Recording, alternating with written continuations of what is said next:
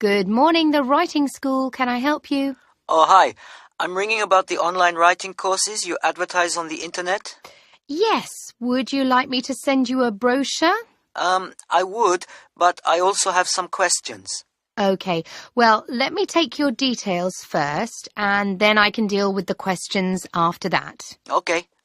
I just need to fill out this form. So, can you give me your first name, please? Yes, it's Alex. That's great, Alex. And what's your last name? It's Sakdeva. Okay, can you spell that for me? Yes, it's S-A-C-H-D. Is that P? No, D-E-V-A. Okay, I've got that. Now can you give me your address? Well, I'm staying with friends at the moment, but I'll be in my new flat in Preston next week. Well, perhaps the Preston address is best. Okay, so that's flat 4A, 396 New Valley Road. New Valley Road. Yes, that's right. Okay, that's great. And we know the town. That's Preston. Yes. Do you know what your postcode will be there? Oh, I think I've got it somewhere on a piece of paper. Let me see. Yes, here it is. It's BN6 3BZ. BS? No, BZ. Right. I guess you don't have a phone number yet. No, not at the flat. And my mobile's not working right now. I have to take it to the shop and see what's wrong. Oh, I hope it's nothing serious. Well, it's new, so it should be all right. You could give me the number anyway, for the future. Yes, okay. It's 0787 345077. That's 354077. No, 345. Oh, thanks. I'll note that your phone is not working right now. Okay, thanks. Now, the last thing I need is an email address. Okay, it's alex7@ptu.com. That's my personal address. ptu.com. Fine. Now, as you're moving, I'll put something in the message box so that the brochure doesn't come too early. Yes, could you do that? I'll put deliver brochure next week. Oh, that's great. Now, what would you like to do about...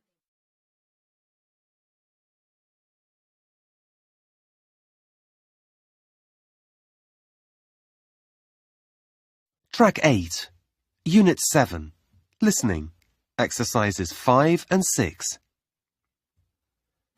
Now, you can see on our website that we have a lot of courses. What are you interested in doing? Well, I don't want to publish anything. I just want to raise the standard of my own writing. Yes, it depends on whether you want to, write creatively or for fun. We also have fiction writing. That includes writing children's stories. Well, I work in an advertising agency, so I'd like to write better so that, I'd like my salary to rise. Okay, so we can send you our brochure for business writing. And if you think it'll be right for you, then you can enroll. Great. What happens after that? Then we send you the course pack. What does that contain? You get some books that will help you with your writing skills, an audio course on CDs and instructional DVDs to watch, and some lesson texts to read. Okay. What if I change my mind? Well, you can send the materials back to us. You have 21 days to decide, and we'll refund your fees within that time. Oh, that's quite good. I see. So the enrollment fee includes the course materials? Yes, it does. For all our courses. So are there different fees for different courses? Yes, at the moment, your course is... Let me see. They've just raised the prices. It was £340, but I think it's £375 now. Yes, fees rose a month ago, I'm afraid, by 10%. Most of our courses are now between £300 and £400. Okay, that's not bad. So, who will teach me? Well, before we decide that, you do your first written assignment. It's like a personal profile. So, I write about things like my background and where I was brought up? No, it's the future we're interested in. Oh, okay. So, what I want to get from the course and how it will help me to achieve my ambitions? That's right. We get a picture of who you are and your needs, and then we match you to a personal tutor who will teach you and work with you. That's a good idea. And how do I get that to you? Well, you send it in to us by post or through our website. What about lessons? There are 15 lessons altogether, and each one has an assignment. And what sort of feedback will I get? There's continuous online support, and part of that is a web-based facility for all the students on your programme to get together. Oh, so we can share ideas and things? That's right, with no need to go into a classroom or be tied to weekly schedules. Okay. Thanks. I think that's all my questions. Don't hesitate to call if you have any more. Okay. Thanks. Bye.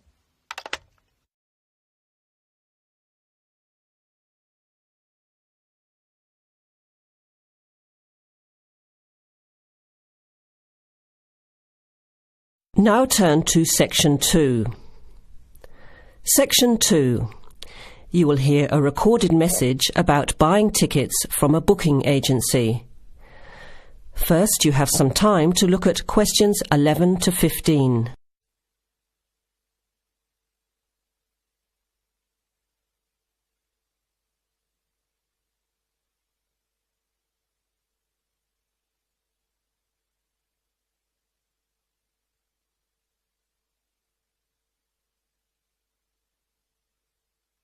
Thank you for calling ATS Advanced Ticketing System, the call system for all your entertainment needs. Our automated telephone service is designed to answer your questions quickly and easily. The ATS office in the Regency Theatre is open Monday to Thursdays from 10 a.m. till 5 p.m. and on Friday and Saturday till 8 p.m. For online bookings and detailed program listings, check our website at www.atstix.com. That's spelled ATSTIX.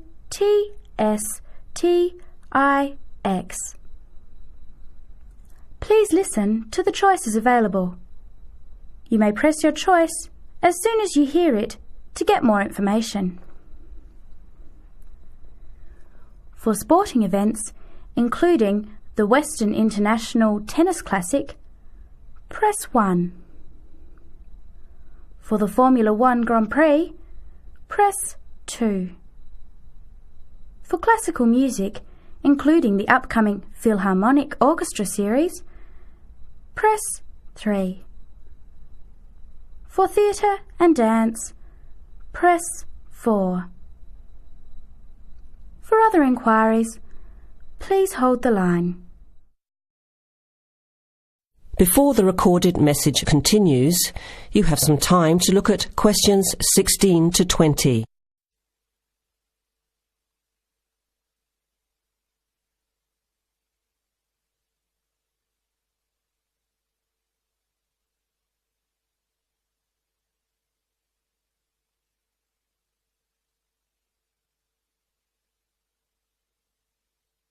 Now, as the message continues, answer questions 16 to 20. Ticket prices for the Formula 1 Grand Prix on the 10th until the 14th of March are as follows. General admission. Thursday, $27. Concession, $10. Friday, $37. Concession, $15. Saturday, $55. Concession, $35. Sunday, $70. Concession, $65. Concession rates apply to children under 14 and to students, seniors and pensioners on presentation of a valid card. Grandstand seating. 4-day tickets covering the 6 main grandstands cost $299. However, pit straight tickets are $350 and seats at the chicane cost $450 each. Children under 3 are admitted free to the general admissions area, and children under 14 are eligible for concession prices. Gates open at 8 a.m. Thursday and Friday and 7:30 Saturday and Sunday. Events begin at 9 o'clock. Alcohol, ice boxes, cans, bottles and animals are not allowed on site. There are no refunds or exchanges. On each ticket, a $2.50 booking fee applies. To make a booking, you must have a valid credit card. To listen again, press 1. To make a booking or to talk to a ticket agent, press 2. Your call is in our queue. You can expect to wait about 3 minutes. That is the end of section 2. You have half a minute to check your answers.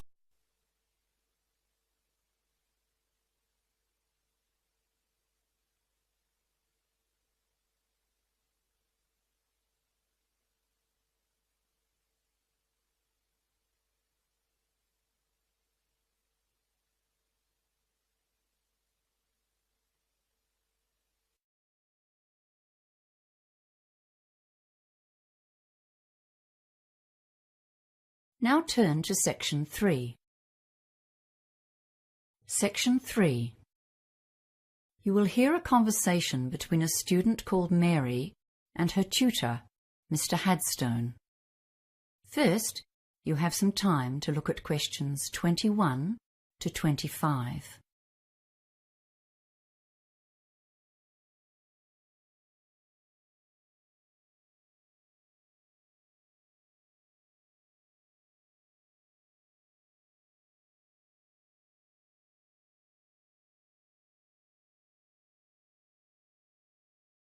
Now listen carefully and answer questions 21 to 25. Hello, Mr. Headstone. Is this the right time for our meeting? Yes, it is. Thanks for coming in at such a late hour, Mary. I know you've had a busy day studying and will be keen to get home. And thanks for volunteering to run this project.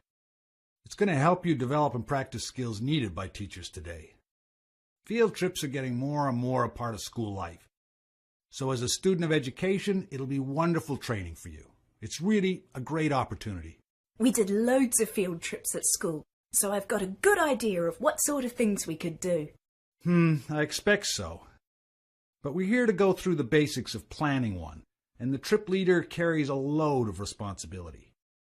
Right now, you're focusing on activities, but your main job is to consider the dangers and come up with ways of countering or avoiding them. There are lots of government regulations you won't have been aware of on your school trips, but they're just a guideline for your own planning. Some of those school trips you went on would have been pretty adventurous, right? Yeah. Okay, and your plan needs to be tailored to the kind of trip you're doing. On a well-planned and successfully led adventure trip, we don't often hear of problems, even though sometimes there's bad weather, for example, that a school party has managed to combat. That's because the leader created a well-thought-out hazard management plan. Ah, I thought I'd just be taking my mates out on a trek. Now it's all paperwork. Yes, well, that's why I called you in. We'll work on this together over the next few days. I just wanted to give you a heads up on what you'll need to think about. There are some aspects that every trip needs to consider. What do you think they might be? Well, heavy rain, Or high winds, I guess? And any dangers in the terrain? Yes, we call those the significant factors. And another important one is the makeup of your group. But you don't need to go overboard. There are some kinds of hazard that you won't need to think about at all. Things like hurricanes, earthquakes, radioactivity, or major diseases such as cancer. The official name for those is unlikely events, because they almost certainly won't happen. Before you hear the rest of the conversation, you have some time to look at questions 26 to 30.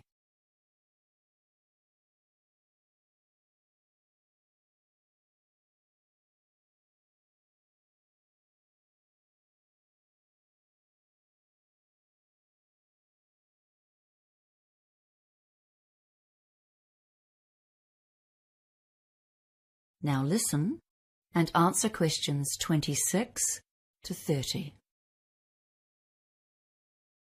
Okay, so let's consider the hazards seen as most likely on a field trip into the countryside.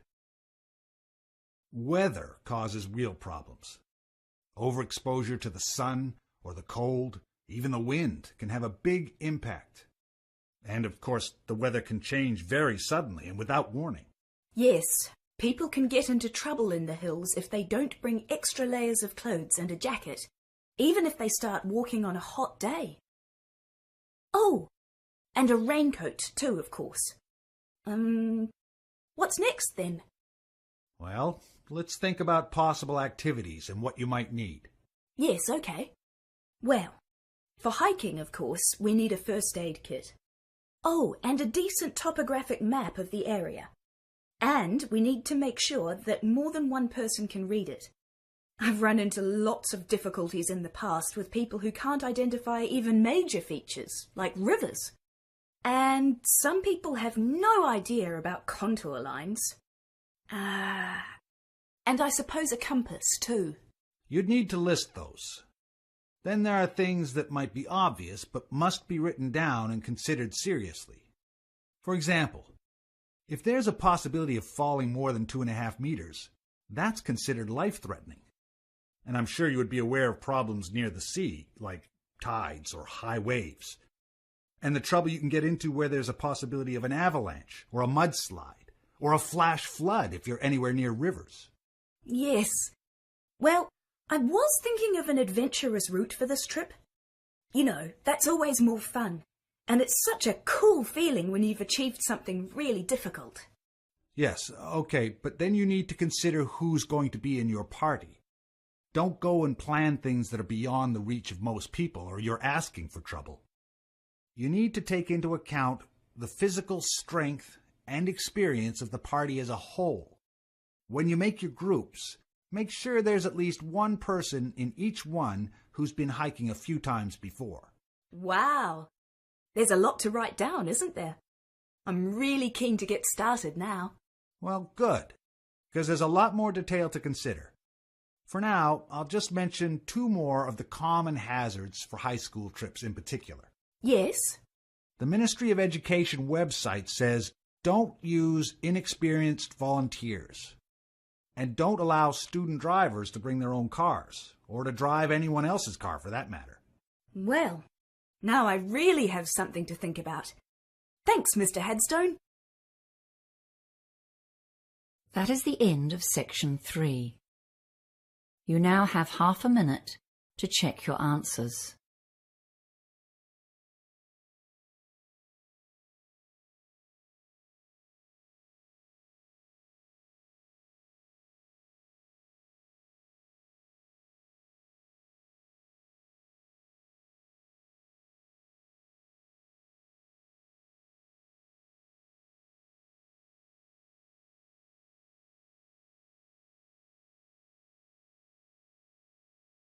Now turn to Section 4. Section 4. You will hear a lecture on immunity and immunisation. First, you have some time to look at questions 31 to 40.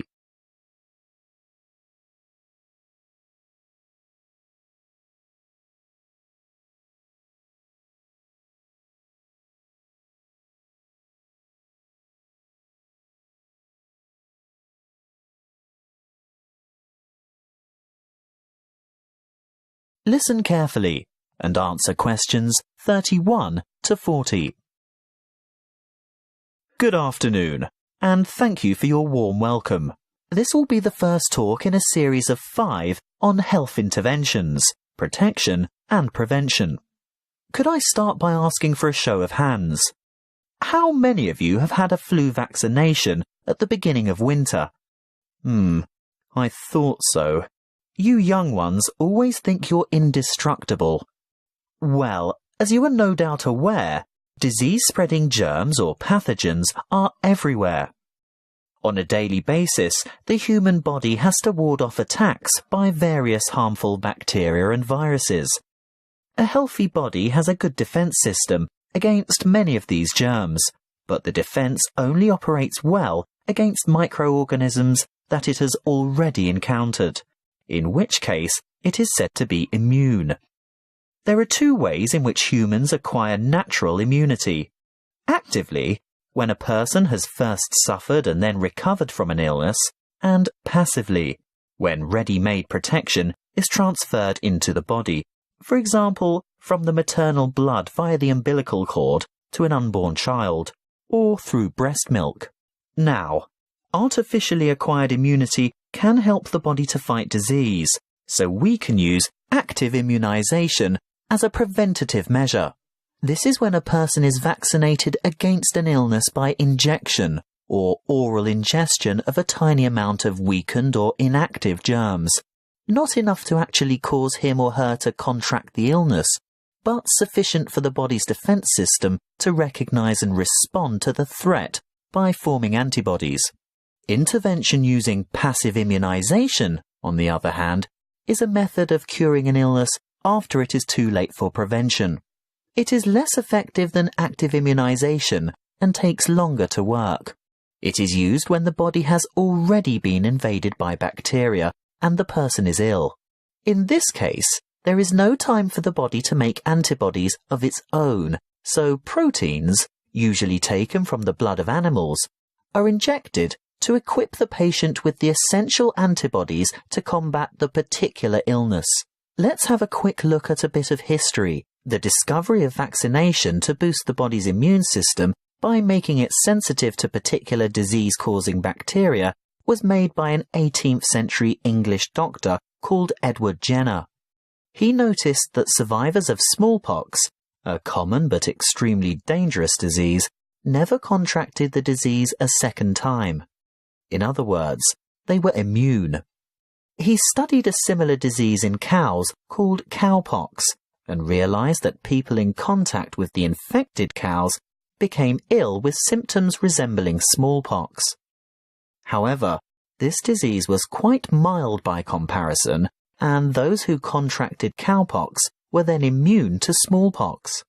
He conducted an experiment by injecting a child with a small amount of pus taken from a cowpox pustule. The child subsequently became ill, but soon recovered. Later, he injected the child with pus from a smallpox pustule, and the child did not get sick. He had developed immunity to the more dangerous disease.